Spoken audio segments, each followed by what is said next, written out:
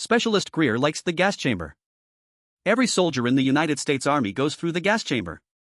You did it in basic. You do it again, periodically, for annual CBRN training, because the Army wants you to trust your protective mask, and the only way to make you trust a piece of equipment that stands between you and a nerve agent is to put you in a room full of something unpleasant and prove the equipment works. The unpleasant something is CS gas. It is not lethal. It is a riot control agent. It makes your eyes burn, your nose run like a broken tap, your lungs feel like you inhaled a campfire, and your entire face produce fluids you did not know your face was capable of producing. It is, by design, miserable. The misery is the point. The misery is what makes you believe the mask, because for the part where you have the mask sealed correctly, you feel nothing, and then they make you break the seal, and you feel everything, and the contrast teaches you a lesson that no PowerPoint ever could.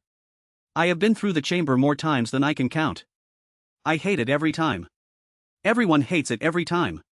Hating it is so universal that I had come to think of it as a constant, like gravity, like the chow hall running out of the good cereal by the time the cooks get to eat. Then I supervised a soldier named Greer through annual CBRN training, and Greer taught me that there is, walking among us, a kind of person for whom the gas chamber is not misery. For whom it is, and I want to choose this word carefully because I have thought about it for a long time, pleasant. Specialist Greer was, in every other respect, a completely normal soldier. This is important. He was not a Kevin. He could do his job. He was not a dirtbag.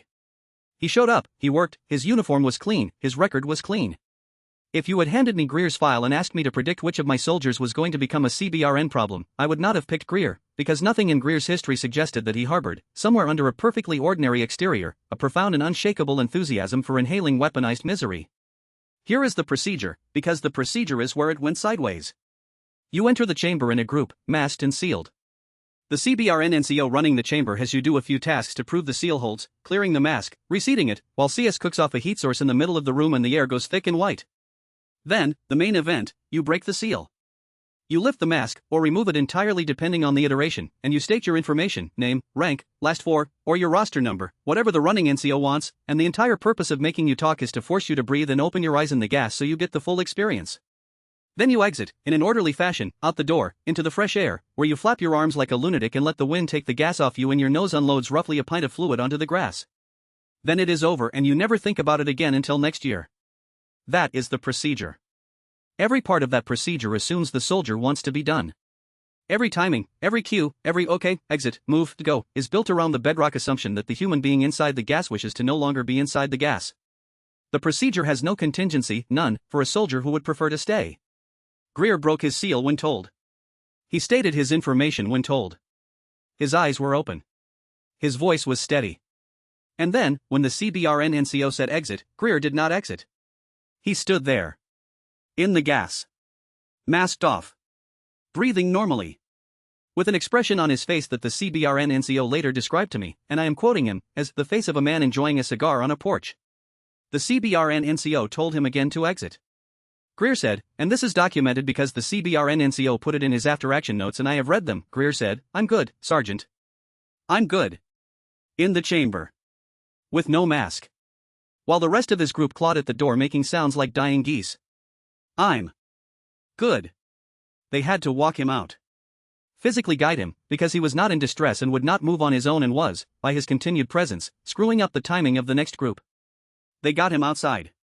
And where every other soldier in the history of the gas chamber comes out of that door bent double, weeping, snot roping toward the earth, swearing, Greer came out, stood up straight, took a deep clean breath of the fresh air like a man who just finished a good workout, and said, that really clears you out. I was standing right there. I want you to understand that I have a witness and the witness is me. He came out of the CS chamber and gave it a review. A positive review. Like it was a sauna. Like he was going to leave 4 stars and mention the ambience. I asked him if he was okay. Standard question. You ask everyone coming out of the chamber if they're okay because occasionally someone has a real reaction and you need to catch it.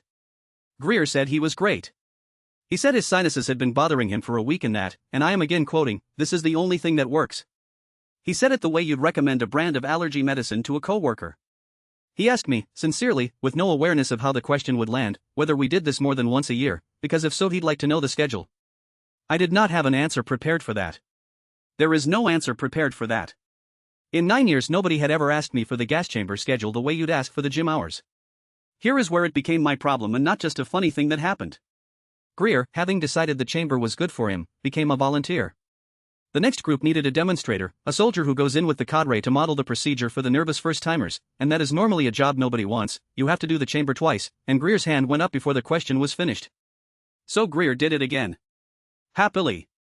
And when the CBRN NCO, now thoroughly unnerved, asked for a demonstrator for the third group, Greer volunteered a third time, and that's when the CBRN NCO came and found me and said, "Sergeant, you need to come get your soldier, he wants to go in again and I'm not comfortable with how much he wants to go in again."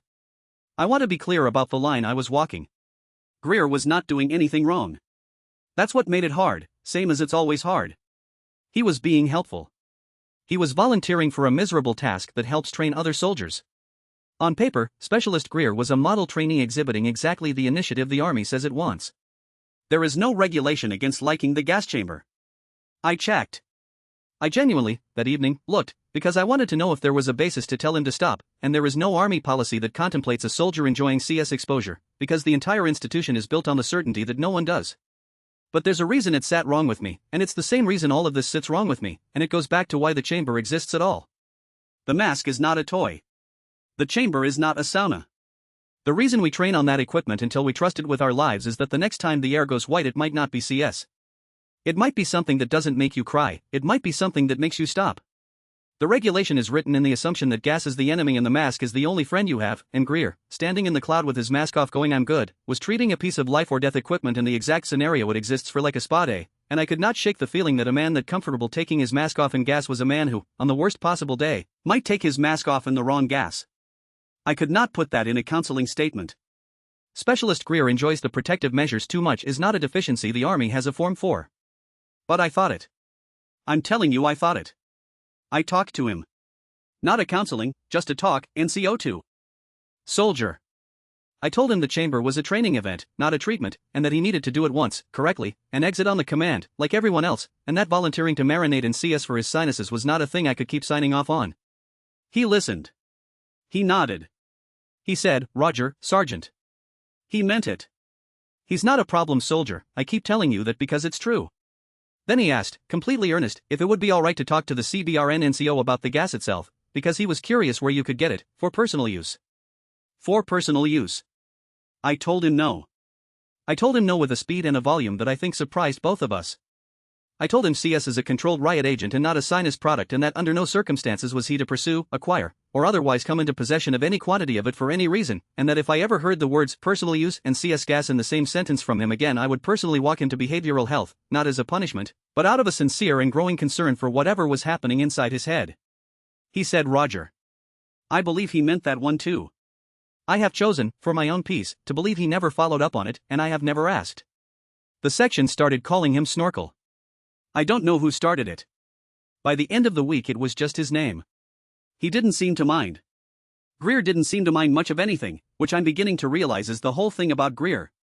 I had to write up the training event because all training events get written up, and the chamber iteration log had a remarks block, and the remarks block wanted me to note any incidents or anomalies during the exercise, and I sat there with the pen and tried to figure out how to officially document, in Army English, that one of my soldiers had to be physically removed from a gas chamber against his preference because he found it refreshing, and then volunteered to go back in 3 times, and then asked where to buy gas. There is no clean way to write that. I tried. The clean version is a lie by omission and I don't do those.